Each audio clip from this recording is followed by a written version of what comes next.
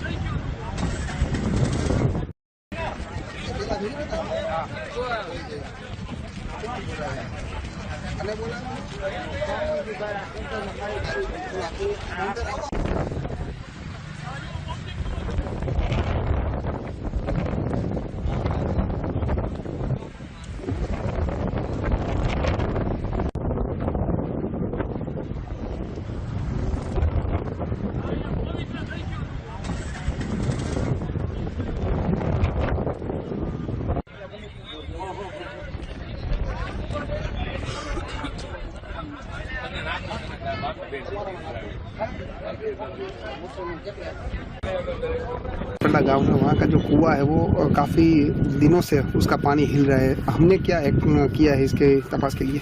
पिछले कुछ दिनों में जो सोशल मीडिया पे वीरपड़ा के कुएं के बारे में न्यूज़ रिपोर्ट्स आ रहे थे, उसके आधार पे आज डिस्ट्रिक्ट जियोलॉजिस्ट की हमारी टीम ने वहाँ विजिट की है। उनके ध्यान पे जो प्राथमिक तथ्य आए हैं वो इस तरह के हैं कि वहाँ पे लोकल जगह पे किसी जगह पे पानी के नीचे एयर ट्रैप होने के कारण जैसे जैसे एयर में मूवमेंट होता है वैसे वैसे जो पानी की सतह है उस पर मूवमेंट देखा जाता है। प्राथमिक अभी यही हमारे ध्यान पे आया है। जो लोगों के मन में शंका थी कि इसमें कुछ सीस्मिक एक्टिविटी है या कोई से रिलेटेड ये घटना है, उसके लिए हमने गुजरात में जहाँ सीस्मिक एक्टिविटी मेजर होती है वहाँ भी पाया था। पिछले 5-10 दिन में कोई भी अनयूजुअल घटना अभी तक उनके ध्यान पे आई नहीं है। इसलिए लोगों को किसी भी तरह की अफवाह से या किसी भी तरह की जो डर फैलाने वाली न्यूज़ है उससे दूर रहना चाहिए।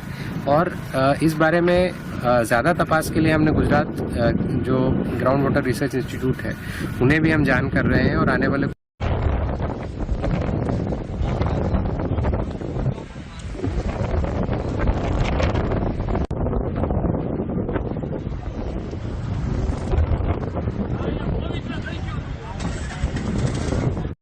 नमस्कार शेतकरी मित्रांनो, आज आपण पाहणार आहोत की जमिनीच्या आत पाणी का हलते आणि ते कुठे जाते, जमिनीत पाणी का हलते। नमस्कार शेतकरी मित्रांनो, आज पाऊस पडल्यानंतर काही पाणी जमिनीत झिरपते। मातीमध्ये असलेल्या छोट्या जागा आणि भेगांमधून पाणी हळूहळू खाली जाते, याला पाण्याची झिरपण प्रक्रिया म्हणतात। जमिनीखाली वाळू, गोटे आणि भेगाळलेले खडक असतात। या भागांमध्ये पाणी साठू शकते, यालाच भूजल म्हणतात।